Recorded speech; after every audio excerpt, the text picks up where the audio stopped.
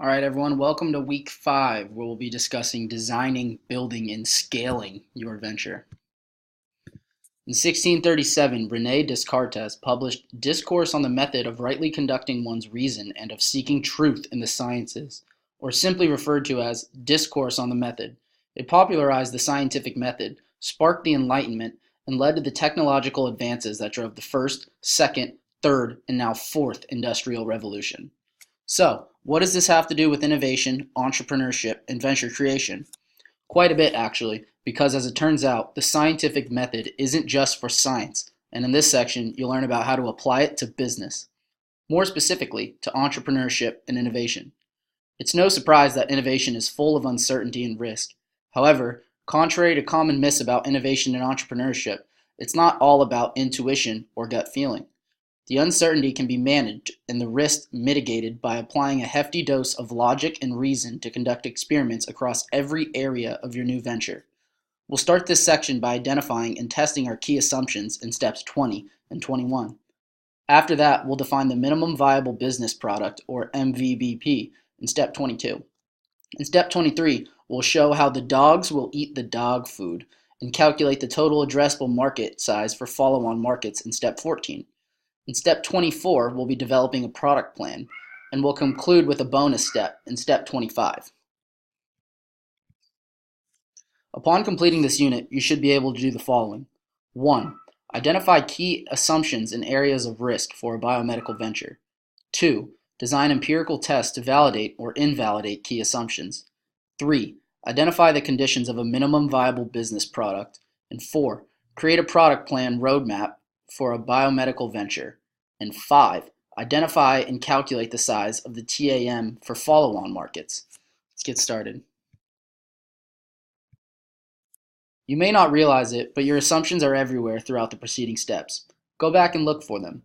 Be aware that you may have clustered multiple assumptions together and need to break them down separately. This is one reason why it's helpful to document your mission, goals, objectives, strategies, plans, and tasks in a business model canvas. If you've documented all of this, it makes it easier for you to identify your assumptions. Beyond sharing your vision, strategy, and plan with others, documenting also makes it possible for others to help identify your assumptions. So, how do I identify assumptions? I found the most effective method for spotting assumptions to be a careful read-through of your document and a critical word-by-word assessment. So, where do you find some of your key assumptions? Well, you've definitely had to make some assumptions about your persona characteristics, value proposition, product cost, pricing, customer buying process, and customer acquisition process. So it's possible that your key assumptions will be in those areas. But key assumptions are different for every venture. When you're done, you may find that you have a very long list of assumptions. That's great, and it's helpful to be aware of as many of them as possible. But the goal here is to identify 5 to 10 key assumptions. If you're having trouble identifying those key assumptions or narrowing the list down to 5 to 10, try prioritizing your assumptions by organizing them into 3 buckets by asking yourself 3 questions about what would happen if your assumption is invalid. A. It would have a mild impact on my venture. We could recover or work around it pretty quickly. B. It would have a moderate impact on my venture. We could work around it or pivot, but it would take significant amount of time and resources. Or C. It would have a catastrophic impact on your venture. There is no workaround or pivot, and we're dead in the water. While you're looking for assumptions, you may also spot contradictions, errors in your logic, holes in arguments, flaws in your strategies, and the like. In fact, when you get to step 25, you'll see this as an important part of the iteration process. Remember, we're not necessarily looking to eliminate the assumptions, but we do want to identify them so that we can test them.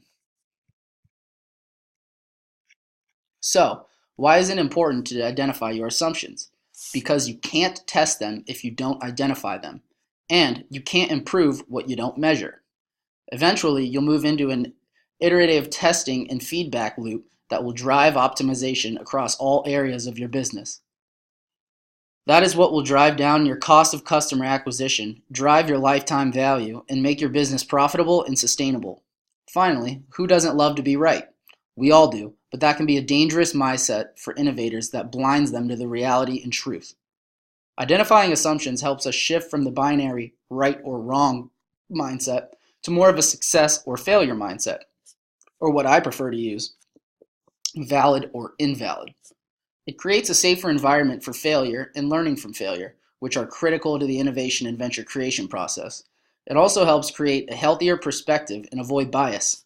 It can be too easy to become biased by the desire to fit the results to our expectations.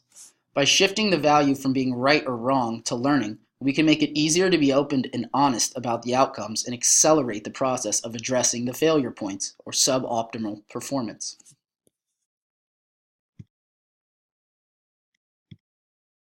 Now that you've identified your assumptions, in this step, step 21, we'll look at how you can design and conduct empirical tests to validate or invalidate key assumptions about your venture. Empirical tests are experiments with verifiable observations or experiences. You might think about them this way if you've handed over a set of instructions for an experiment to 100 different people to perform. Would they observe the experience and the same results as you did? Or similarly, if you ran the same experiment 100 times following the same instructions, would you get the same results consistently? Testing some assumptions about your venture may be pretty straightforward and not require the formality of designing an experiment. For example, if you're testing assumptions about your product cost, you may be able to just obtain pricing quotes from potential vendors. However, assumptions about your target market, pricing, advertising, and other sales and marketing outcomes aren't easy to test. In those cases, you may want to follow this simplified 5-step process for designing experiments. First, each experiment tests a hypothesis, or a proposed explanation made with limited evidence. If your assumptions are not structured as a hypothesis, your first step will be to rework each assumption you need to test into a hypothesis. Second, you'll need to identify the input variables that will be used in each test. Third, you need to determine the levels for or amount of each input used in your experiment. Fourth, lay out the conditions for the experiment, the steps in the order in which they occur. And fifth, identify the minimum number of experiments you'll need to run to test your hypothesis. Once you've performed your test, it's time to analyze and interpret the data. We won't dive into the details of statistical data analysis here. Instead, we'll touch on accepting outcomes and business ethics. While the experiments themselves may be objective, there's often a fair amount of wiggle room in the interpretation. Sometimes the results don't support your hypothesis. Sometimes they do. Accepting the results can be a hard pill to swallow, especially if they contradict critical assumptions for your business. The results may require you to accept that your venture is not viable. Oftentimes, that's the case and it results in the end of the venture. This takes on another level of importance in biomedical ventures. If you're interested in a case demonstrating the importance of testing key assumptions, take a closer look at Theranos and keep in mind that a failed venture isn't necessarily a failed entrepreneur. Testing assumptions is critical for 3 reasons. First, access to capital. If you're going to raise capital for your business, while you might be able to get capital from friends and family that believe in you, regardless of your idea, if you're going to raise outside capital, most, if not all, investors are going to want you to de-risk the investment by testing key assumptions. The brave ones might provide capital to test those assumptions, but this is going to consume a significant amount of equity because of the high level of risk. The more assumptions you can validate, the more valuable your business is and the more realistic it becomes to raise capital, or raise it on reasonable terms that are favorable for you. Second, iteration and pivots. It's unlikely that your venture will launch exactly as you initially designed or envisioned it. In fact, it may end up in a very different place than where you started, and that's okay. This is refinement based on testing assumptions, and it is an important part of the process of focusing your business. Occasionally, ventures will pivot and move in an entirely different direction. Third, launch time. Your business is about to get real. To this point, we've just been talking about creating a business, not actually launching it. In fact, many businesses often start at this step, sometimes even unintentionally and without the level of planning you've done. However, most of them fail for exactly those reasons.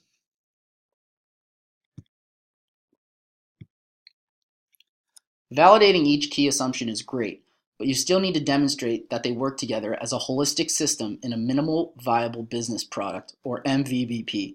A minimum viable business product is a saleable product with just enough features to satisfy early customers and capture feedback for future product development.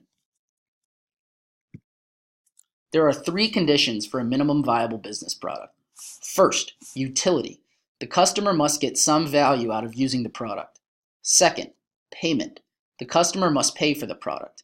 If you're familiar with the lean startup concept of the minimum viable product, or MVP, actually getting customers to pay is the key difference between MVP and MVBP. Third, feedback.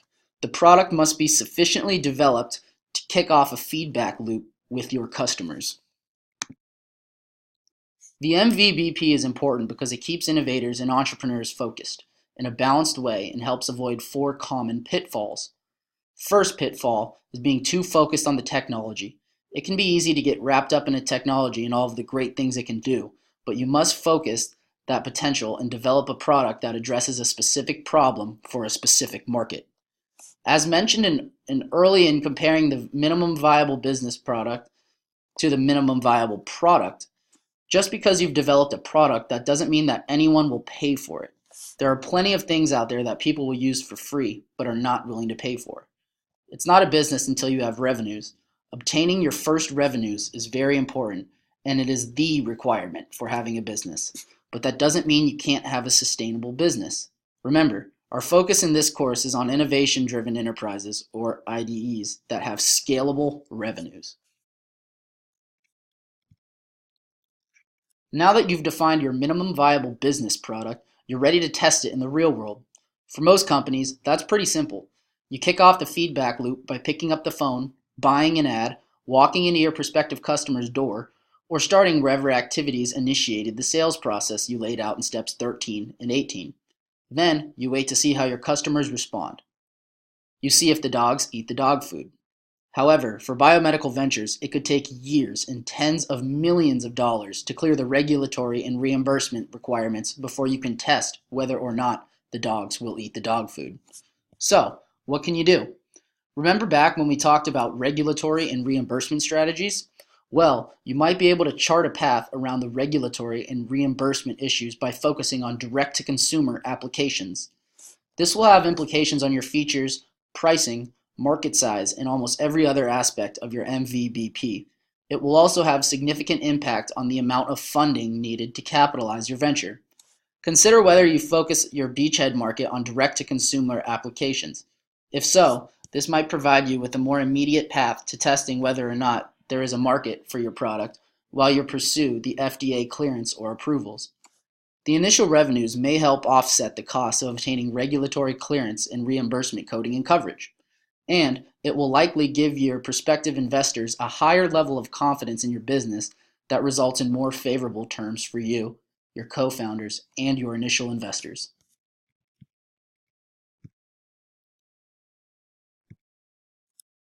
Welcome to the bowling alley, the widely accepted analogy for organizing markets first laid out in Geoffrey Moore's book, Crossing the Chasm.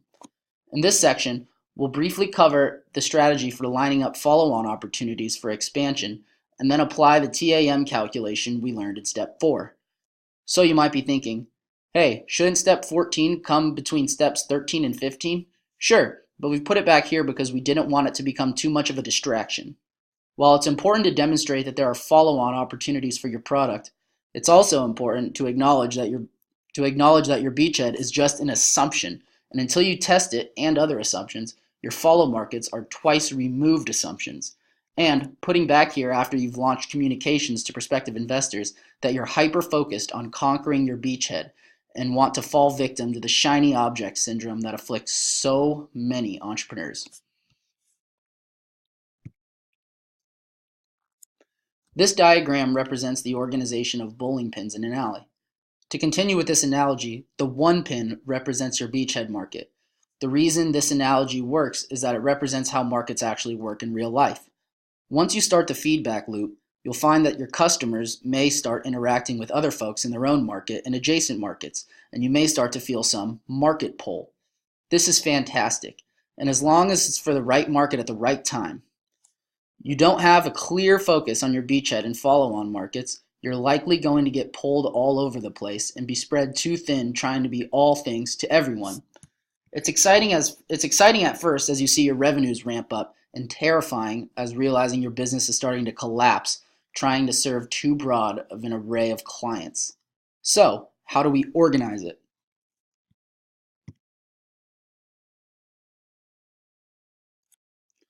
When we plan our growth strategy, we're going to look at additional beachhead market applications, adjacent markets, and additional adjacent market applications. As you can see in the figure pictured here, it's similar to the bowling pins.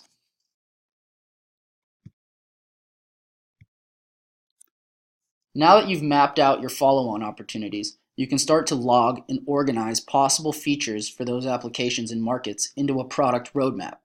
The log is a catch-all for possible future features.